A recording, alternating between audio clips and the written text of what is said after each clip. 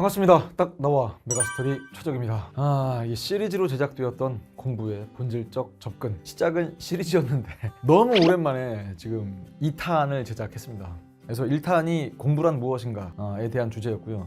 이제 개념이란 무엇인가, 그리고 또 선생님은 2024년 1월 1일 새해가 밝자마자 이 스튜디오에 와 있습니다. 괜찮습니다. 여러분들이 또 이 영상을 보고 이 개념이란 이런 거구나 라는 걸 느낄 수 있다면, 확고한 믿음이 생긴다면 선생님이 뭐 1월 1일이든 아니면 뭐 생일이든 무슨 뭐 기념일이든 상관없이 촬영을 통해서 여러분들에게 좀 방향성을 잡아드리기 위해서 노력할 것을 약속드리면서, 공부에 대한 본질적 접근이라는 이 타이틀 때문에 솔직히 선생님이 좀 부담스럽기도 하거든요. 선생님이 붙인 이름이긴 하지만, 왜냐면 여러분들이 이걸 딱 봤을 때 아니 그럼 이제까지 내가 해왔던 게 진짜 뭐 본질적이지 않은 공부였나? 뭐 그런 의심이 들까봐 이 제목을 정하는 데 있어서 좀 고민을 했습니다만, 왜 이렇게 정했냐, 혹은 왜 이렇게 무게감 있게 정한 거냐, 한 번은 고민을 해보자 이거예요. 또 후속 영상도 소개를 좀 해드리면, 일단 첫 번째 공부란 무엇인가 1탄 끝났고요. 이게 상당히 좀 길어가지고 아마도 영상 보는 친구들이 좀 지치지 않았을까라는 생각을 하는데, 아마 이번 개념이란 무엇인가 라는 영상도 그렇게 짧진 않지 않을까라는 생각을 하면서, 왜 그만큼 전해드리고 강조하고 싶은 얘기들이 많아서 그런데, 세 번째는 메타인지란 무엇인가, 하도 이런 얘기 많이 하다 보니까 여러분들이 또 그냥 쓰는 말이 돼버리기도 했어요. 그래서 메타인지가 무엇인지, 공부에 또 어떤 필요가 있는지를 3탄에서 말씀드리고요. 우선 왜 이 영상을 제작하게 되었는가, 왜 2탄의 타이틀은 개념이란 무엇인가인가, 이유가 있겠죠. 누구나 이런 얘기를 해죠. 첫째도 개념, 둘째도 개념, 셋째도 개념. 뭐 개념이 중요하다. 두 번째, 선생님들마다 커리큘럼을 만드실 때도 기본 개념, 심화 개념. 선생님은 기본 심화 개념을 그렇게 나누지는 않습니다만, 아니 뭐 기본 개념이고 심화 개념이면 뭔가 기본적인 거는 안 될 것 같은 느낌이 들잖아요.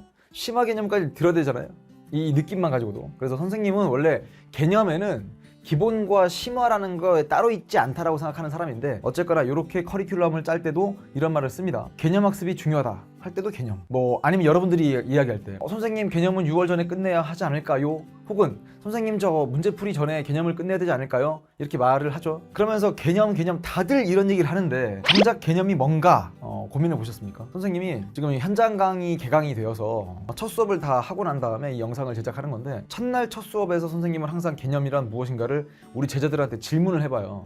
딱히 정확한 정답을 말할 것이라고 기대해서 질문하는 게 아니고요. 오히려 이 친구들이 답을 못하는 걸 보면, 혹은 선생님이 생각했던 거 다른 답을 하는 거 보면, 이건 학생들 탓이 아니구나. 절대 여러분 탓이 아니에요. 왜냐면 선생님들도 개념이 중요하다고 말씀하시면서 이 개념이 무엇인지에 대한 말씀을 잘 안 해주시거든요. 이게 또 왜 그런 거냐면, 각각의 과목마다 개념이라고 하는 것이 무엇을 지칭하는가, 이게 과목의 성격에 따라 좀 다르기도 합니다. 그러다 보니까 예를 들면 수학에서의 개념, 그럼 수학에서의 개념은 뭐지?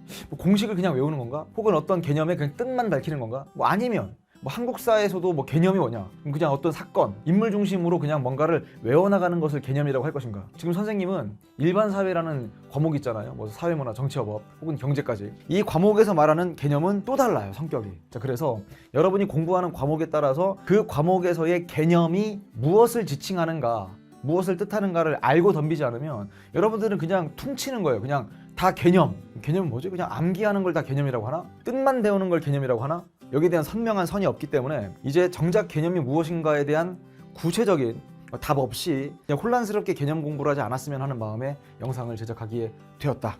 자, 일단 한번 도전해 보겠습니다. 무슨 말이냐면, 개념이라는 말을 사전에서 찾아. 좋아, 내가 개념이 뭔지를 모르면 한번 사전에서 찾아서 이게 이런 뜻이구나를 익혀보자. 그래서 용기 있게 읽어보겠습니다. 영어로는 컨셉, 아이디어, 노션, 컨셉션 이렇게 부르는데, 사전적인 의미는 특정한 사물, 사건이나 상징적인 대상들의 공통된 속성을 추상화하여 종합화한 보편적 관념. 뭔 소린지 모르겠어요. 그래서 이제 사회과학이라는 분야에서 사회문화 현상을 과학적으로 탐구하는 학문이죠. 사회현상. 여기서 개념이 뭐냐? 또 찾아봅니다. 우리가 경험한 것을 집단별로 묶은 범주?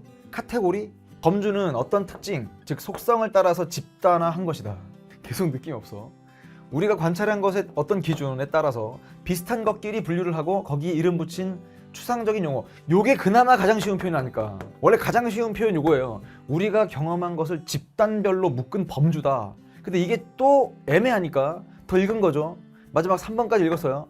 그러니까 조금은 느낌이 올지 모르겠지만, 요게 그러니까 선생님이 또 사회교육과를 나오지 않았습니까? 그래서 그때 많이 참고하는 거의 뭐 그냥 교과서 그냥 바이블이라고 부르는 그 책에 이 사회과 교육이라는 이 책에 나와 있는 것들을 좀 따왔어요. 근데 여기까지 읽어도 여러분들은 잘 느낌이 없을 겁니다. 자, 왜냐면 이건 여러분들의 수준이 낮아서 그런 게 아니고요. 이런 학술적인 용어만을 쓰다 보면 우리가 일상생활에서 말하는 개념 혹은 여러분들이 공부할 때 말하는 개념과 좀 너무 괴리감이 커. 뭐 저건 그냥 학자들이 쓰는 말이야. 저 멀리하게 되거든요. 자, 그러지 말고 이제 이거를 선생님이 좀 더 현실감 있게 설명을 해드릴까 합니다. 적었죠. 개념의 개념도 어렵다. 유유. 자, 이제 요약하자면 개념이라고 하는 것은 의미 그리고 범주화해야 되니까 여러 가지 사례들을 나열한 다음에 그걸 이제 묶을 수 있는 추상적인 표현입니다. 추상적 관념이라고도 부르는데 어쨌거나 사례들을 막 모아요. 그럼 사례를 모았을 때 이 사례를 전체 감쌀 수 있는 무언가 상위, 표현 이걸 개념이라고 한다면 그 개념의 특성이라는 게 있어요. 그래서 개념은 속성이다 혹은 특성이다 혹은 더 쉬운 말은 특징이죠. 자, 이렇게 가는데 지금 선생님은 예를 이제 들어드릴까 하는데요. 그 예를 들 때 여러분들이 그나마 뭐 선생님 강의 듣는 친구들 중에 정치와 법 그다음 사회문화 공부하는 친구들이 많으니까 그 두 과목에서 쓰는 개념 가지고 뭔가를 좀 만들어 드릴 테니까요. 만약에 이 영상을 선생님 저 정법 안 하는데? 사문 안 하는데? 하는 친구들이 봐도 이해가 될 수 있도록 설명을 해볼 테니 뭐야 뭐 나랑 관련 없는 이야기를 하시네 라고 생각하지 마시고 일단 쭉 한번 끝까지는 들어보셨으면 좋겠습니다. 예시 첫 번째 정당의 개념. 정당의 개념. 일단 선생님이 수업 시간에도 물어보거든요. 학생들한테 정당이 뭐야. 일단은 한 명 두 명씩 물어보기 시작하면 고민하기 시작해요. 그러다가 대뜸 뭐라고 말하냐면 국민의힘, 더불어민주당, 정의당 이렇게 구체적인 정당의 이름을 댑니다. 그럼 선생님은 또 그렇게 얘기하죠. 지금 선생님이 물어본 건 정당의 개념이지 정당의 사례를 물어본 게 아니다. 그러니까 이거죠. 정당의 사례들을 나열하는 것만 가지고는 정당의 개념이 만들어지지 않아. 오히려 A정당, B정당, C정당 막 적어요. 그러면 여기 나와 있는 정당들이 이건 사례들이니까 이 정당들의 공통된 특징을 위로 묶잖아요. 이렇게 위로 묶으면 정당이 되는 거예요. 그러니까 정당의 개념이 뭐냐라고 하면 그냥 이런 사례들이 있어요. 이건 한참 부족합니다. 역부족해요, 역부족. 그러니까 이거로 개념이 끝났다 그러면 여러분들 만약에 정법 공부하다가 자 정당 배울게 그럼 선생님은 그냥 등록된 정당들만 이름만 알려주고 끝나면 되죠. 이런 것들 정당이라고 해. 여러분 지금 현재 등록돼 있는 정당 선생님이 영상 촬영 시작 전에 방금 확인했거든요. 51개 51개 정당을 다 외울 건가요? 여러분 정말 들어보지도 못한 정당들도 많을 거예요. 정당이라고 하면 이 정당이 속할 수 있는 좀 더 큰 범위에 무언가 상위 개념이 또 있어요. 예를 들면 정치 집단이라는 게 있어요. 정치 집단 혹은 정치 참여 집단이라고 집단적으로 정치적인 목소리를 낼 수 있는 집단들이 있는데 그건 정당만 있는 게 아니라 뭐 들어본 친구들은 알 거예요. 이익 집단도 있고요. 시민단체도 있을 수 있습니다. 그럼 생각해 보세요. 정치 집단의 세계를 배우는데 우리 교육과정에서는 그럼 정당은 이익 집단과도 좀 다르고 시민단체와도 다르지 않겠습니까? 만약에 이게 A예요. 얘가 B입니다. 얘가 C입니다. 그럼 이제 공부할 때는 정당의 개념을 배울 때는 어차피 정당, 이익 집단, 시민단체 모두를 감쌀 수 있는 정치 집단 집단적으로 참여하는 것이다. 지속적으로 참여하는 것이다. 뭐 투입하는 기능을 담당한다. 환류하는 기능을 담당한다. 뭐 정치사회와의 기능을 담당한다. 이런 식으로 우리가 여기 상위 개념에 있는 것들을 배웁니다. 그거는 쭉 나열하다 보면 정당의 특징이긴 한데 정당만의 특징이 아니기 때문에 그 정당의 특징을 상위 개념으로 설명하면 얘네랑 구분이 안 돼. 사실 뭐 이게 구분이 안 된다고요. 예를 들면 이거예요. 선생님 어릴 때 키웠던 강아지 이름이 똘똘이거든요. 그러면 만약에 이게 인간이잖아요. 인간. 최적은 인간. 똘똘이는 강아지예요. 강아지. 그럼 선생님이 인간의 개념을 설명하고 싶어요. 인간의 개념을 설명할 때 그냥 인간은 그냥 동물이야. 이렇게 설명하면 됩니까? 안 됩니까? 인간은 그냥 동물이야. 최적은 동물이야. 틀린 말 아니죠. 근데 우리가 어디까지 공부를 해야 드디어 인간의 개념이 선명해지냐면 인간과 강아지를 나눌 수 있는 뭔가의 구분점까지 가셔야 돼요. 이런 거 있지 않습니까? 만약에 개념을 인간은 코로 숨쉬는 동물이다. 한번 넣어볼게요. 인간은 코로 숨을 쉬는 동물이다. 즉 동물이라고 하는 것을 앞에서 꾸민다고만 해서 이게 개념이 되는 게 아니고요. 왜냐면 인간만 코로 숨쉬는 게 아니잖아요. 똘똘이는 코로 안 쉽니까? 그래도 입으로도 쉬고 하는데 코와 입으로 숨을 쉬긴 하는데 그러면 인간만 코로 숨쉬는 게 아니기 때문에 그렇죠. 인간보다 상위 개념이 동물인데 동물 밑에 인간을 수식하려면 이 인간 아닌 다른 동물과 구분되는 무언가의 특징을 갖다 넣으셔야 되는 거예요. 그러다 보니까 그래요. 다시 말씀드리는데 인간도 코로 숨쉬는데 그 인간이 다른 동물과 구분될 수 있도록 하는 특징을 갖다 넣지 않으면 우린 개념 공부가 되게 엉성해진다고요. 그럼 이제 어떻게 하는 거냐? 정당만이 갖는 특징이 뭐가 있을까? 뭐 예를 들면 정권 획득을 추구한다. 그렇죠. 자, 이렇게 넣는 순간 이익 집단과 시민단체는 정권 획득을 추구하지 않기 때문에 드디어 정치 집단 중에서 정당은 이익 집단과 시민단체와는 차이점이 생깁니다. 차별화된. 혹은 정권 획득을 목표로 한다. 이것만 있는 게 아니고요. 선거에 후보자를 공천합니다. 이건 뭐 강의가 아니니까 다 설명해서 이해시키려고 하는 건 아니고 정권을 획득하고자 한다, 공천한다, 뭐 정치적 충원 기능을 담당한다, 뭐 아니면 뭐 의회와 행정부를 매개한다, 이런 기능들을 계속 넣는 겁니다. 개념은요, 선생님이 강의할 때는 쭉 판서에 나가면서 정당의 개념, 즉 정당이 정당다워지도록 하는 특징들을 다 정리를 해드리고 그리고 이익집단과 시민단체까지 묶어드리거든요. 자, 그렇다면 결국 이 개념은 이렇게도 갈 수 있는 거예요. 이렇게. 이게 지금 선생님이 오늘 말씀드릴 것 중에 핵심 중에 핵심인데요. 예를 들면 정당이 있어, 이익집단이 있어, 시민단체가 있어요. 특징적인 걸 한번 나열을 해보자. 그럼 정당의 특징을 막 나열하다 보면 여러분 보세요. 이 원만 보세요. 이 원에 들어갈 것만 시험에 나오는 게 아니에요. 즉 무슨 말이냐면 이 원에 들어갈 것은 이만큼이잖아요. 근데 시험 문제는 야 이거 스몰 a에 들어가니? b에 들어가니? c에 들어가니? d에 들어가니? 뭐 e에 들어가니? f에 들어가니? g에 들어가니? 심지어 아무것도 해당하지 않는 것까지도 정리를 하셔야 됩니다. 자, 그 다음 두 번째 보겠습니다. 얘는 사회문화에 나오는 거잖아요. 자, 이건 좀 더 다른 속성의 특징을 말씀을 드릴게요. 아까 분명 개념이라고 하는 것은 특징이다. 그럼 선생님, 사회집단이 사회집단으로서 남을 수 있는 특징이 뭐가 있습니까? 그럼 얘는 이런 식이에요. 이 개념과 이 개념은 어찌 보면 이렇게 구성되어 있어요. 이렇게. 뭔 소리냐면 여기에 사회집단, 범주에 들어갈 수 있는 것들은 막 나열하다 보면 막 나열을 해. 하다 보면 사회 조직 이렇게 되어 있습니다. 자, 그렇다면 예를 들어서 딱 두 가지만 해볼게요. 학교가 여기 들어가 있어. 가족이 여기 들어가 있어. 그러니까 공부는 진짜 이런 식으로 하는 거예요. 어떻게 읽어주면 됩니까? 뭐 한 번도 공부 안 해봤던 친구들, 사회문화에 그냥 문외한인 친구들도 이 그림만 놓고 한번 해볼게요. 학교는 사회집단이면서 사회조직이다. 맞죠? 가족은 사회집단이긴 한데 사회조직은 아니다. 그럼 얘만 딱 놓고 가장 익숙한, 여러분에게 가장 익숙한 두 집단 아닙니까? 가족, 학교. 선생님 저 학교 끝나고 집에 가. 집에 갔다가 다시 학교 가.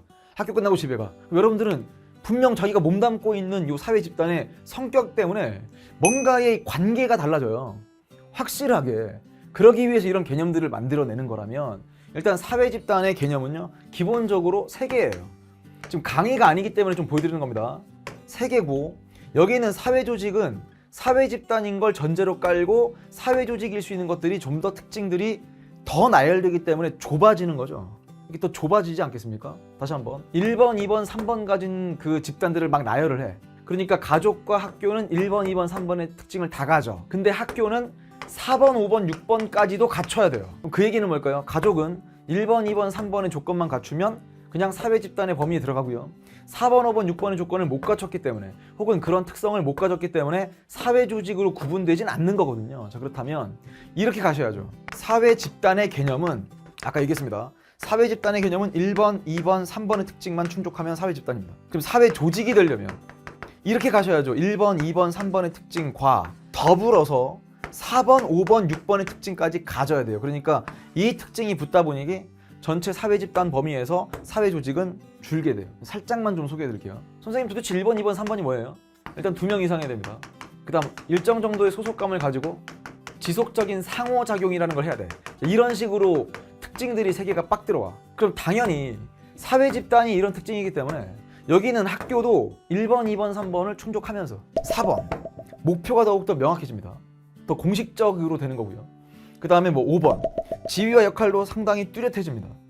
그 다음에 6번 뭐 공식적 규범에 의한 통제가 이루어진다. 이런 식으로 6번을 딱 붙이면 가족은요 그냥 사회집단일 뿐 사회조직까지는 아니니까 가족에게는 4번, 5번, 6번이 꼭 필요하진 않겠구나. 여러분 그 다음에 밑에 있는 이거 보세요. 이게 도대체 무슨 말인가 싶잖아요. 이게 논리학에서 쓰는 건데 종개념과 유개념이라는 개념이 있어.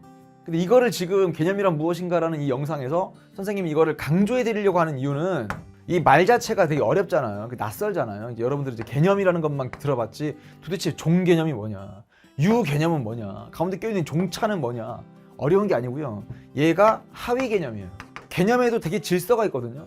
얘가 상위 개념이에요. 상위 개념. 그러니까 상위 개념이 하위 개념을 포함할 수 있는데, 그러면 가운데 있는 이 종차라고 하는 건 뭐냐, 수식어라고 생각하면 돼.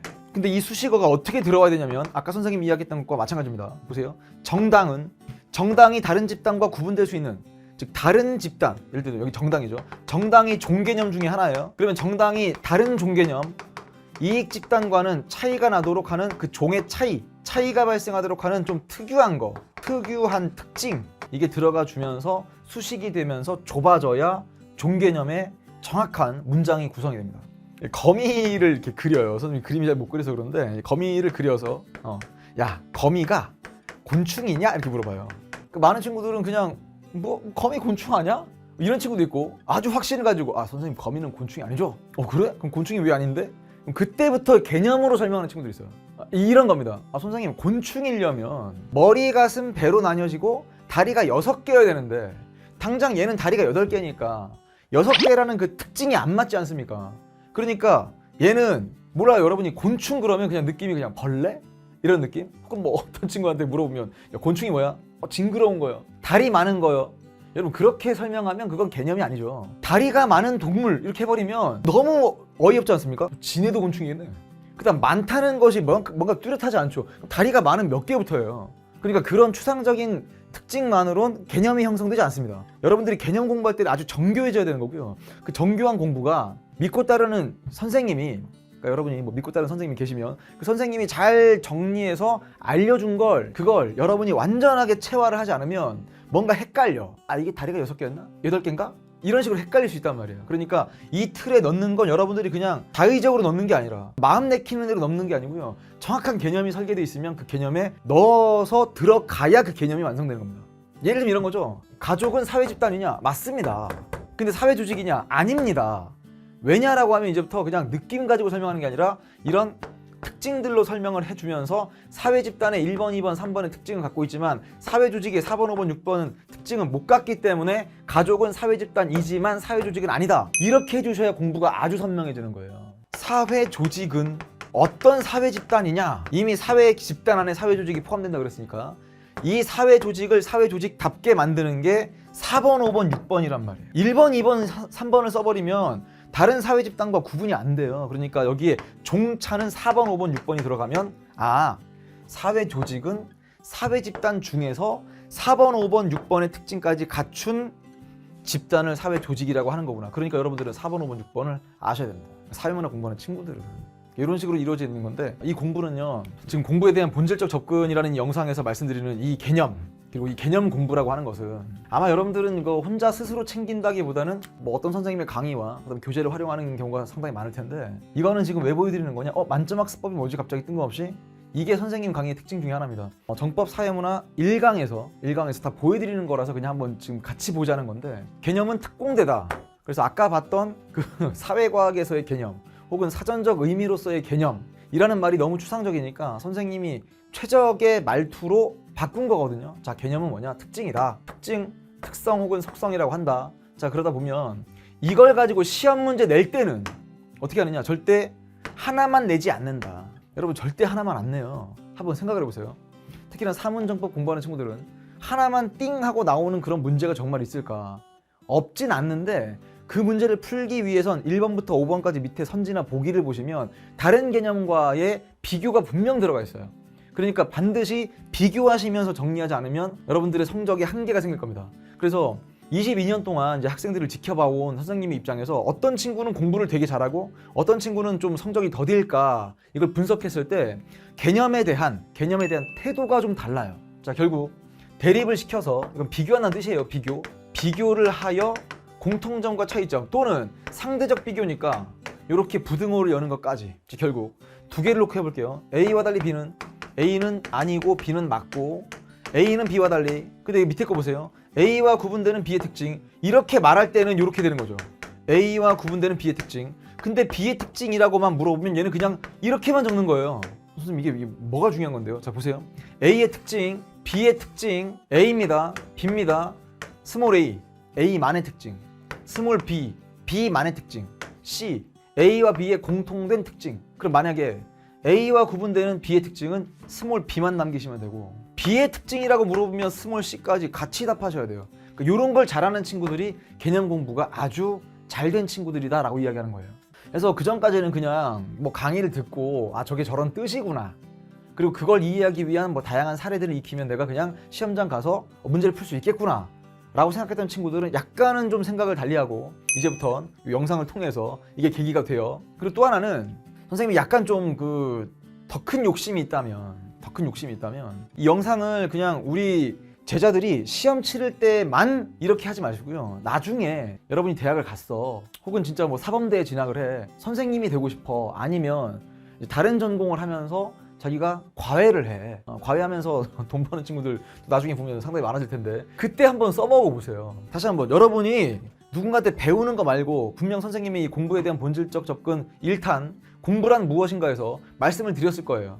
가장 고약한 제자는 제자로만 머물러 있는 제자예요. 여러분이 이 영상을 보고 뭔가 딱 느끼고 나도 이렇게 앞으로 공부해 봐야지 라고 생각했던 게 있다면 이제 좀 전파해 주세요. 그게 뭐 과외 선생님이 됐든 아니면 옆에 공부하는 친구가 이런 내용들 모르고 그냥 혼자 헤매고 있다면 야 걔네는 그렇게 하는 거 아니야 라고 좀 얘기를 해주세요. 왜 이걸 전파하는 게 좋으냐면 여러분이 그 말을 하면서 이게 다져지는 거거든요. 개념은 그냥 드립다 외우는 게 아니라 꼭 비교해 봐봐. 그래서 A와 B 모두라고 하는 건 이렇게 되는 거죠. A보다 B가 이렇게 되겠죠. 부등호 A는 B보다 해서 결국 벤 다이어그램으로 이해하는 것이 아주 효과적입니다. 이런 식으로 뿐만 아니라 모두에 해당하지 않는 특징도 정리를 할 필요가 있겠다. 그러니까 결국 이런 것도 나올 수 있다. 시험 문제는 정당, 이익집단, 시민단체 특징이라면서요. 그죠? 모두에 해당하지 않는 것도 시험에 내요. 자, 결국 진짜 이렇게 나옵니까? 라고 하면 최근 수능 문제를 좀 보여드릴 건데 이걸 풀겠다는 게 아니라 왜 우리가 이걸 개념 문제라고 하는지를 소개하겠습니다.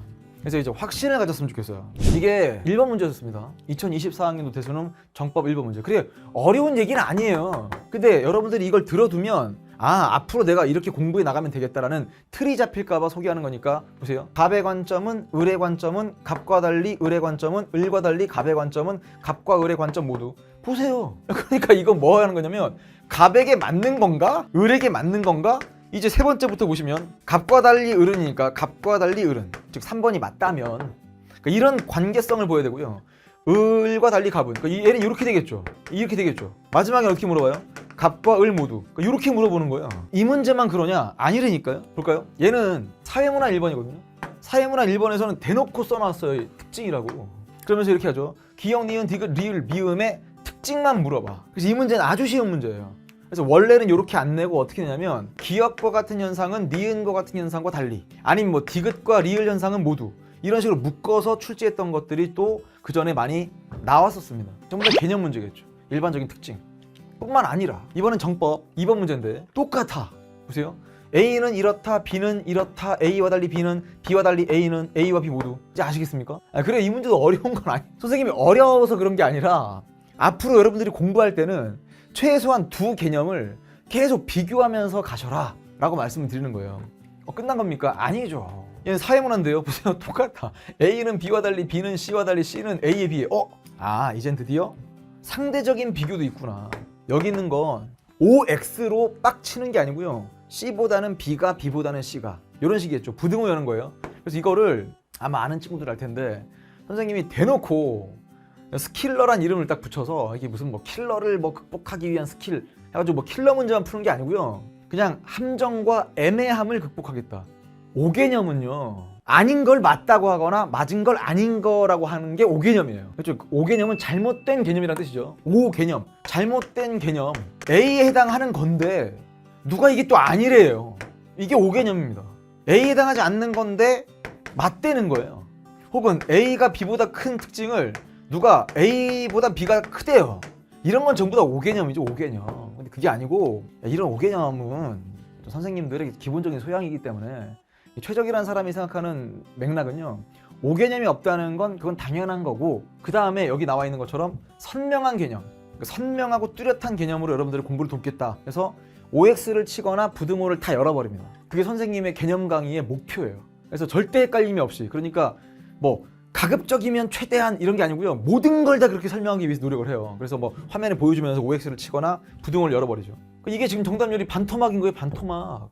그러니까 쉬운 건 되게 쉽지만 어려운 건 이렇게 막 3개가 되는 순간 이제 헷갈리기 시작하는 거예요. 학생들이 아까 2개짜리는 되게 쉽게 하는데 이제는 또 4번 문제입니다. 그리고 얘도 4명 중에 1명이 틀립니다. 보세요. 똑같잖아. A는 B와 달리 B는 C와 달리 C는 A와 달리 뿐만 아니라 여러분 이것도요. 구분할 수 있다 없다 이것도 전부 다 OX 치는 거예요. A, B, C라는 게 있어. 개념이 A, B, C가 있는데 어떤 특징을 설명을 했어. 근데 이렇게 됐다고 칩시다. 예를 들어서 특징 1번은, 근데 특징 2번은 요렇게 됐다고 칠게요. 그러면 특징 1번으로 A와 B를 구분할 수 없죠. 둘 다 갖고 있는 특징이니까. G라는 특징으로 정당과 이익집단 시민단체를 구분할 수 없죠. 왜? 셋 모두의 특징이니까. 그러니까 아까 구분할 수 있다 없다가 무슨 얘기냐면, 조금 여러분들이 신경 써서 이 영상을 들었다면 종차 물어보는 거예요. 종차. 구분할 수 있겠냐, 이 특징 가지고. A, B, C의 뭐 주장이든 뭐 아니면 어떤 특정한 개념의 용어든 간에 이거로 A, B, C를 가릴 수 있냐 없냐, 이런 게 수능의 출제 대상입니다. 그러니까 계속 공부를 그냥 이게 이 뜻이구나, 이게 저 뜻이구나 정도가 아니라 계속 OX를 치는 작업을 해달라. 이거 똑같잖아요. B와 C를 구분할 수 있냐 보시면, 만약에 특징 1번으로 B와 C는 구분할 수 있죠. 응답이 다르니까. 특징 2번으로도 B와 C를 구분할 수 있죠. 특징 2번으로 A, B 구분할 수 있죠. 만약에 특징 3번이 이렇게 돼 있다고 칩시다. 이렇게. 그럼 똑같이 나와요. 이번엔 특징 3번으로 A와 B를 구분할 수는 있지만 B와 C를 구분할 수는 없다. 그러니까 응답이 같으면 구분할 수 없다. 응답이 같으면, O든 X든 간에 응답이 같으면 구분할 수 없다는 건, 또 보세요. 이거 전부 다 OX 치는 거예요. 선명하게 만들기 위해서. 자, 결국 이제 좀 마무리할 건데요. 너무 또 길어지면 여러분 부담스럽다 이럴까봐. 그래서 개념은요, 쌓이는 거예요. 예를 들면 여러분이 한 번 공부를 했어. 그래서 정당의 특징이 만약에 뭐 10개다라고 하면 그 중에 배우긴 10개를 배웠는데 정작 기억나는 게 한 3, 4개밖에 없어. 그럼 거기다 남아있는 것들을 계속 붙여나가는 거예요. 개념은 쌓이는 거고요. 그러다 보니까 5번째, 이걸 가장 여러분들이 공부할 때 뭔가 좀 착각하는 것 중에 하나가, 선생님 저 그러면 개념 다 끝내고 문제를 풀게요. 뭐 그렇게 해야지 뭐 라고 선생님이 대충 이렇게 반응을 보이는데, 잠깐만 근데 그게 그 말인가? 그러면 개념 한 바퀴를 돌았는데 아직 문제 풀 준비가 안 돼 있으니까 또 개념으로 돌아가서 다지고 그 다음 문제 풀겠다는 뜻이야? 네 선생님. 왜? 왜라고 물어보면, 지금 제가 아직 개념이 엉성하니까 문제를 풀면 틀릴 것 같아서 다시 한번 개념 보고 올게요. 문제를 풀어봐야 알죠. 문제를 풀어봐야. 무슨 말이냐면, 개념이 엉성할 것 같으니까 라는 말은 문제를 풀어봐야 안다고요. 그러니까 제발 개념 한 번쯤 돌면 그냥 바로 문제 푸세요. 선생님 많이 틀리는데.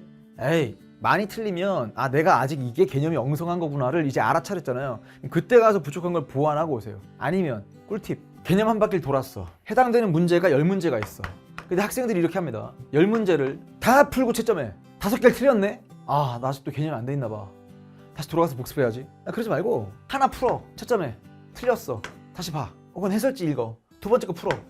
또 틀렸어. 또 봐. 그러다 보면 뒤에 가면 계속 맞춰요. 그러니까 자신 없는 파트의 이 문제는요, 문제를 다 풀고 채점하겠다고 하니까 여러분들이 지레 겁먹는 거지, 그냥 하나만 풀어봐요. 2-3개 풀어봐요. 그래서 다 털리면 잠깐만 나 아직 개념이 안 돼 있구나. 다시 돌아가서 개념을 다시 보고 오는 것도 방법이고, 문제를 풀면서 개념이 다져지는 과정도 아주 자연스러운 과정이기 때문에 제발 개념 끝내고 문제를 푼다, 틀린 말은 아닌데 한 번 정도 개념을 배웠다면 바로 그냥 도전하세요. 문제는 틀려봐도 괜찮습니다.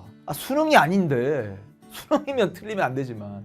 그 다음 개념은 휘발돼. 어떤 느낌이냐, 밑 빠진 독에 물 붓기 같은 느낌이에요. 그러니까 장독대에 밑이 이렇게 빠져 있어. 여기가 이제 금이가 있어. 그러니까 물을 채우면 계속 질질 새. 그게 바로 개념의 휘발성 아니겠습니까? 그러면 답은 하나입니다. 물이 빠지는 속도보다는 더 빠른 속도로 물을 채워나가는 수밖에 없어요. 그러니까 끊임없이 반복해 주셔야 되고요. 밑 빠진 독이라고 하는 건 사람마다 다 달라. 누군가는 기초가 별로 없다 보니까 그냥 물바가지 넣는 순간 다 까먹어. 이런 친구도 있겠지만, 기초가 탄탄한 친구들은 잘 안 까먹어.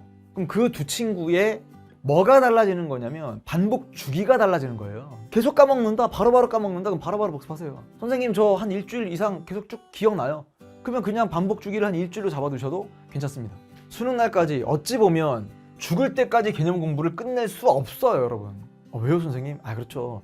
수능에 필요한 개념 공부는 끝나죠, 당연히. 근데 이 개념이라고 하는 것은 학자들이, 즉 대학교에 있는 교수님께서 계속 만드시는 거예요. 그러니까 예를 들면 한 1년 공부했는데, 나중에 대학 가서 얘기입니다. 1년 공부했는데 계속 신조어들이 나와. 새로운 용어들이 나와. 새로운 이론들이 나와. 왜냐면 교수님들은 그걸 생산해내는 게 직업이신 분들이에요. 기존에 없던 개념을 만들어. 개념 공장이라고 생각하시면 됩니다. 그러니까 기존에 없던 개념이 만들어지면 시대를 쫓아가기 위해서 여러분들은 계속 개념을 쫓아가야 돼요. 그러니까 이 개념 공부라고 하는 것은 끝이 없다. 다시 말씀드리지만 수능에 필요한 개념은 당연히 끝이 있다고 말씀드렸습니다. 얄팍한 찍기식 학습이 아니라 진정한 개념 학습이 필요하다 말씀드렸죠. 그러니까 대충 어렴풋한 그런 이거 말고 확실하게 이걸 설명할 수 있도록 하는 정도의 높은 수준까지의 개념의 선명함. 그래서 길을 아는 사람이 전문가다. 이거 왜 말씀드렸냐면 이제 마지막 인사를 드릴 시간까지 왔으니까 선생님이 조금 이제 마음에 속이 좀 편해지는데, 최적이라는 사람이 뭐 선생님이 1탄에서도 말씀드렸습니다만 이 공부에 대한 본질적 접근이라는 이 영상을 찍을 때 처음에 가장 고민했던 것 중에 하나가 이겁니다. 네가 공부를 해봤자 얼마나 잘했다고 저런 영상을 찍어? 그렇죠. 그 말은 선생님도 공감을 해요. 미리 말씀드렸잖아요. 선생님 공부 그렇게 잘하는 스타일 아니라고. 선생님 그래도 공부를 좀 그래요. 선생님 공부를 아주 못하지도 않았지만 엄청 막 어디 가서 나 공부 좀 한 사람이야. 이 정도 안 되고요. 두 번째 이유는 여러분이 선생님보다 더 나아요. 맞아요. 여러분이 선생님보다 훨씬 더 낫다고요. 왜냐? 지금 선생님은 금방금방 까먹어. 하도 오랫동안 강의해 왔던 거니까 지금 사회문화와 정치업에서 그냥 개념 전문가, 최적의 개념을 믿고 따라라 이렇게 말하는 거지, 여러분이 지금 아주 총명하지 않습니까? 길만 잘 잡아주고 제시를 잘해주면 여러분 금방 따라옵니다. 그 다음에 스펀지처럼 막 지식을 흡수하죠. 근데 아까 처음에 말씀드렸던 것처럼 그게 잘못된 개념 학습법 때문에 이게 효율성이 떨어지는 것일 뿐. 그래서 이 영상을 계기로 내가 저 사람이 진짜 개념에 대한 전문가고 저 사람이 길을 아는 사람이니까 한번 따라가 보면 내가 흡수력은 좋으니까 방향만 세팅이 잘 돼 있다면 나 정말 수월하게 공부할 수 있겠구나. 그래서 오히려 이거는 선생님 강의를 들어라 라기보다는 그냥 혼자 공부하는 것보다 누군가의 강의를 들으면서 길을 따라가는 게 훨씬 더 효율적일 겁니다. 확실해요. 특히나 첫 공부는 더더욱 그래요. 그 말씀을 안 드렸군요. 개념이 뭐냐라고 하면 이제부터는 그냥 특공대라고 하시면 돼요. 개념 특공대. 왜? 개념은 특징, 공통점과 차이점 혹은 상대적 비교, 대립항이니까 앞글자 따서 개념 특공대라고 하시면 특징, 공통점, 차이점, 대립항, 대비시켜봐야 돼. 비교시켜봐야 돼. 그래서 이런 것들은 전부 다 개념 문제야. 내가 앞으로 남은 기간 동안에 공부할 때 끊임없이 어쨌거나 벤 다이어그램을 만들거나 부등호를 열거나 OX를 치거나 하나로만 그 개념을 온전하게 이해하는 거 말고 사례만 드립다 외운다고 되는 것이 아니구나. 또 문제만 또 무식하게 푼다고 되는 것도 아니구나. 그럼 오답 정리할 때도 보시면 만약에 이걸 문제를 맞췄지만 선명하지 않은 어떤 선지가 있다 그러면 이 선지가 선명해질 때까지 다시 한번 보는 연습을 하시면 그게 바로 개념 공부가 됩니다. 왜 좋다고 한 거냐면 1월 1일 날 선생님도 쉬고 싶었지만 어쨌거나 쉬지 않고 나와서 영상을 찍은 것에 대한 충분한 보람을 느끼게 되었습니다. 이제 여러분이 또 이 공부에 대한 본질적 접근 2탄까지 들었으면 혹은 1탄 아직 못 들은 친구들이 있으면 꼭 한번 다시 보시고요. 잊혀지는 영상이 되는 게 아니라 이거 연속적으로 시리즈로 만드는 거기 때문에 그래서 아주 멀지 않은 시기에 3탄 메타인지란 무엇인가, 이 메타인지 짤막하게만 말씀드리면 여러분 많이 들어봤죠. 내가 아는 것과 모르는 걸 가려야 돼요. 그걸 어떻게 알아요? 알게 돼요. 아는 것과 모르는 거, 그러니까 솔직해진다라는 거예요.